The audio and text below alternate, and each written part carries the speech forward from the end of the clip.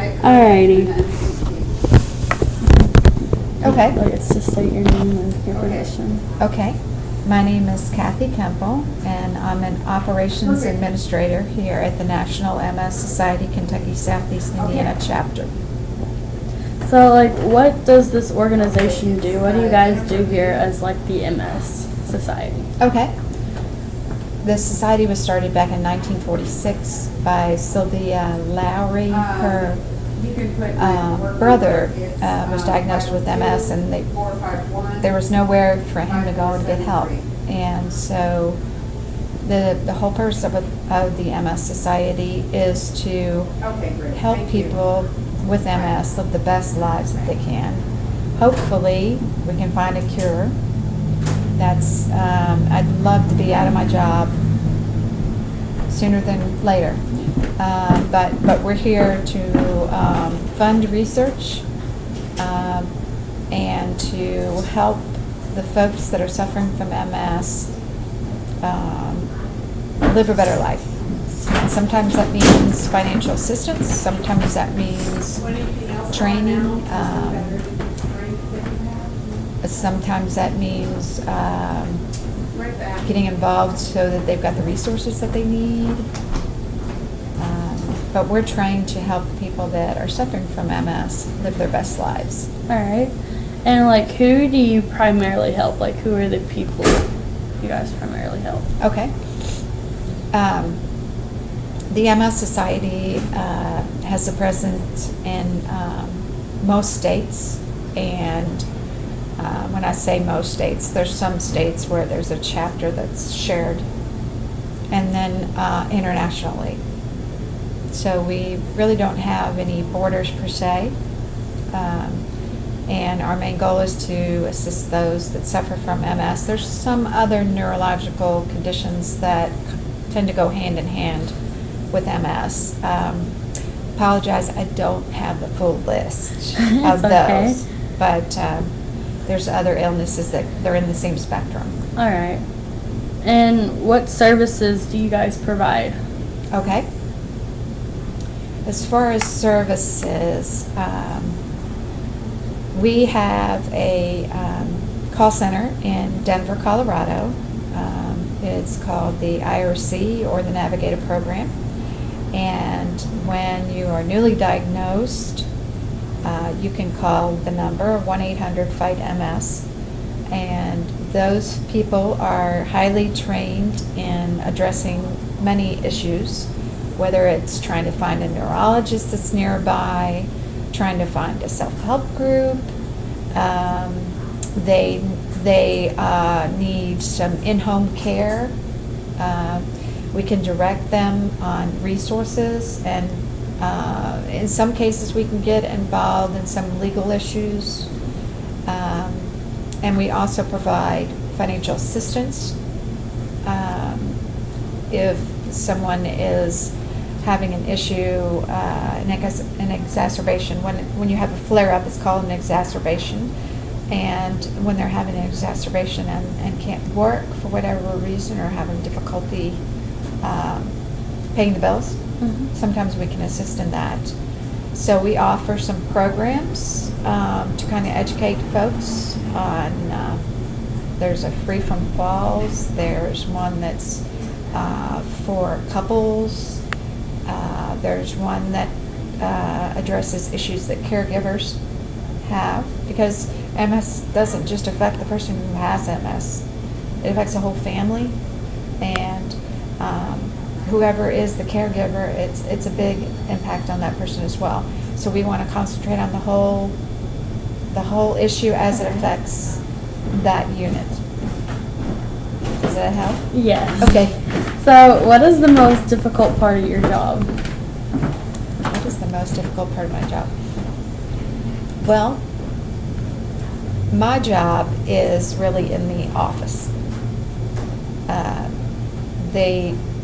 There's many folks that work in programs and services, that work in development, that are involved in the fundraising efforts. We have walks not only here in Louisville, but in Bowling Green, Lexington, E-Town, throughout the state. My job is probably not as difficult as some of the other areas. When I was helping out in services, you want to help everybody that calls in.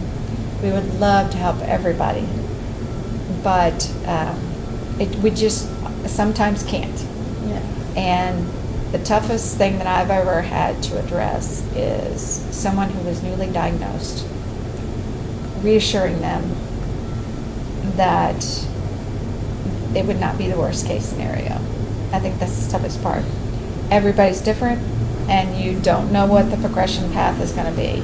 So that's, as far as the toughest thing, when I answer the phone over there and you can tell that these people are desperate, you want to do everything you can to alleviate their fears.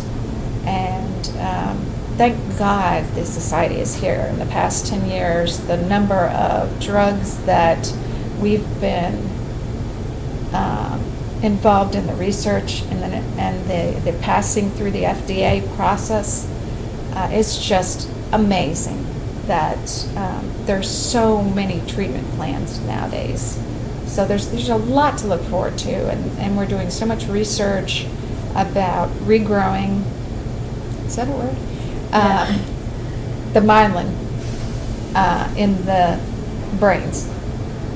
Right now they're doing a lot of studies in mice.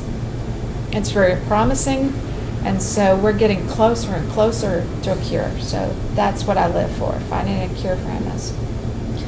So, what do you feel is the least understood thing about the people you serve or about your organization? We had a program years ago. It was called But You Look So Good. And there's some people that you would not be able to tell that they were an MS sufferer. And it's very difficult for them because they have good days and they have bad days. And when you have a bad day and you're not able to go to work and you're not able to get out of bed and you're doing your best to recover from that exacerbation, I don't think everybody understands exactly what's going on with that person. And they think, but you look so good. I did yesterday. That doesn't mean I'm going to look so good today. So like people that sometimes will have to use the handicap parking spot, they don't realize that the person who is an MS sufferer, they're very affected by heat, and walking a large distance is not the easiest thing for them to do. So they may start off in the parking lot looking just great. You could never tell that they're suffering from MS. But by the time they get to the end of the grocery store experience, they can barely walk. So it's if you had something visible, a lost limb, if you're in a wheelchair, that's one thing. But when you can't always tell that that person is suffering, I think that's the most difficult part of the disease. What do you think might help people better understand this? What do I think? Well, we have some,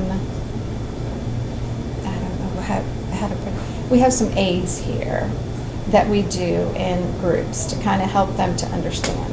And we make people try to walk with the big old flippers and see how difficult it is to walk when you've got that heavy flipper there, and it's not that easy to pick up your foot. And we also have some goggles that it can distort your vision just a little bit, so that helps them to understand some of the vision problems. I think just getting the word out about the disease.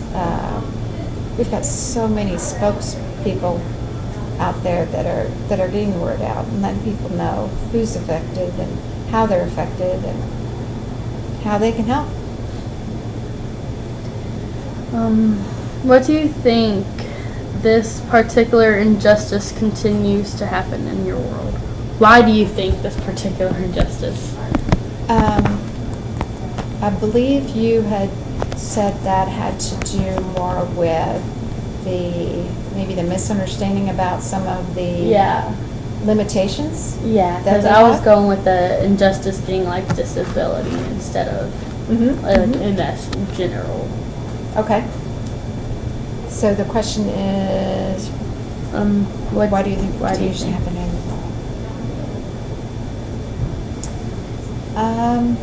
Let's see. So why are some people not as sensitive to someone who has handicap Yeah. issues? Okay. Well, part of it, with the ADA, the passing of the ADA, that really helped those folks with some type of handicap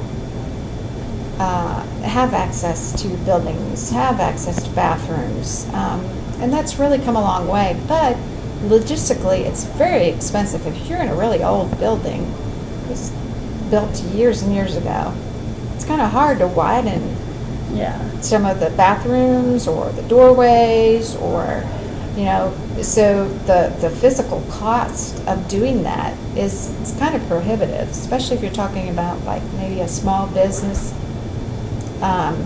And I think they do what they can, but some of the allowances are to go to the back in the loading dock and, you know, things like that. Yeah. When this building, when I first came here, had one of those freight elevators where you lift up the door, and it was really interesting. But they've since, of course, put in very nice elevator. Yeah. And I love our landlord. He's done a lot of things. But I think part of it is just comes down to it's just kind of cost prohibitive Yeah. to do that. I don't, you know, handicap parking, you know, some people use it and they shouldn't, but yet again, you don't really know that they shouldn't be using it. Just Yeah. because when they get out of the car, they look like they should be able to walk, doesn't mean they can walk that long distance. So, but I think some of it is Yeah. just financially. It's hard to make all of those modifications to the workplace. And some people are just not trained to deal with folks that have handicap. I'm not sure what can help that other than maybe education. Yeah. You know, exposure, the people that have some type of handicap, you know, working with people to get them more and more comfortable. Is that kind of what you're? Yeah. Okay. Yeah, that answered the question. What are some factors that contribute to this? Contribute to this happening? Well, I think like we said, it's financial to make some of the modifications that need to be made. Sometimes it's lack of knowledge about how to better assist folks that are handicapped. There's a lot of people out there that just don't know what to do to help. It's not that they don't want to help; they just don't know exactly what they can do to help. And so, particularly with an MS sufferer, like I said, one day maybe they're having a great day, they don't have any problems, but the next day maybe they're having issues, and so that person that has MS, they need to be able to accept help, ask for help, and the person that is offering help,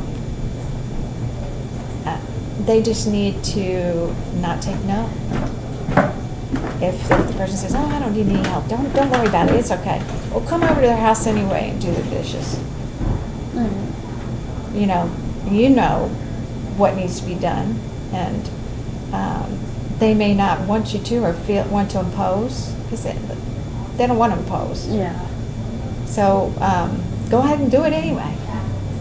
Go ahead and go over there, make their beds, do the laundry, whatever you think will help. But does that help? So in some cases Yes. financially, some it's just knowledge of how to help, and the person with MS needs to be able to ask for help,